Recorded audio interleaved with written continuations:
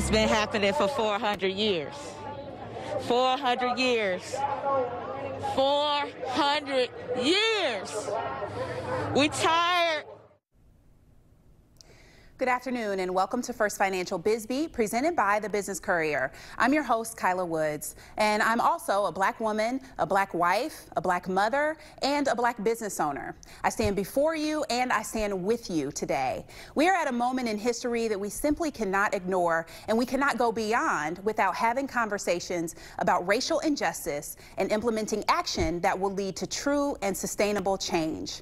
In the past week, Cincinnati has seen peaceful and some not so peaceful protests in response to the death of George Floyd and Breonna Taylor, who should be celebrating her birthday this weekend, among also a long list of other black lives.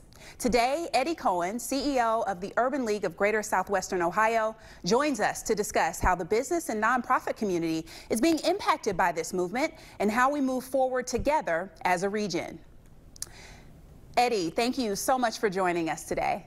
Thank you for having me. Well, let's start with this. I want to know how you are doing as a person, as a community leader in the midst of this civil unrest. How has this impacted you? Sure. Thank you for asking that. Needless to say, it is a very stressful time right now. And it is not stressful being black, is what I tell folks. We love being black. It is stressful dealing with the effects of racism. It is stressful dealing with the cumulative effects of white supremacy. And to perpetually have these conversations, these committees, these task force over and over again. And with the recent events of George Floyd, Breonna Taylor, the incident in New York in the park, Florida, and even outside the national news. When I first started this job here 8 months ago, my high school friend was killed by a police officer in Huntsville, Alabama, Dana Fletcher. So currently we're dealing with a social endemic on top of a pandemic. First of all, I'm sorry to hear about the loss of your friend. It just really contributes to the importance of having this conversation. How has this movement impacted your organization, especially on the heels of the COVID-19 pandemic? Yeah. Well, I think most nonprofits have been impacted in some way financially. But we've been around since 1940s. We will remain steadfast in our communities. We've never closed our doors. Right now, we're looking how can we use our voice as a unique convener. We talk to everyone from the protesters to the top CEOs in this country, right? So how can we use our voice? We're dealing with incredible health disparities. Before the pandemic, less than 1 in 5 African Americans could work from home. And on the good front, as more people are recovering, but 50% of the deaths, even though a small number, is still African American. So, for example, we launched this Mask What Matters campaign. It's to get PPE out into our community. So now we are doing that. We're passing out that same that same material to businesses and to protesters because we're still in the middle of a pandemic. When you think about the economics and the economic tsunami that we're about to face, we've shifted from a training first model to a job first model. So although there is social unrest right now, it is just exacerbated by the economic condition that we're in as a country. We're happy. We just announced a partnership with Goldman Sachs. We will actually be delivering PPP for small businesses. So we're just building with the work we've done in the past with an element of being really responsive right now.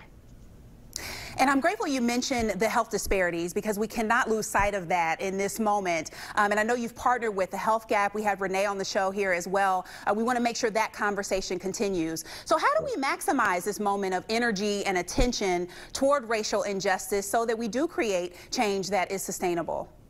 Right. So I tell people to think about this for a minute.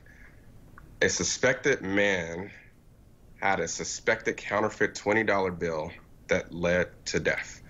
So we can't allow these moments to be hijacked in these circular arguments about whether the protest is appropriate or not. Is it about the flag or is it about police brutality? Is it good cops versus bad cops?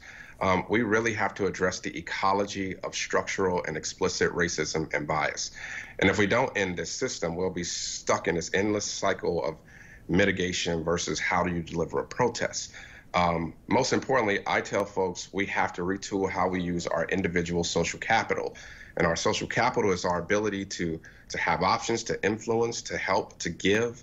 It's to convert our relationships for gain. It's our rate of trust, our decisions to adopt things.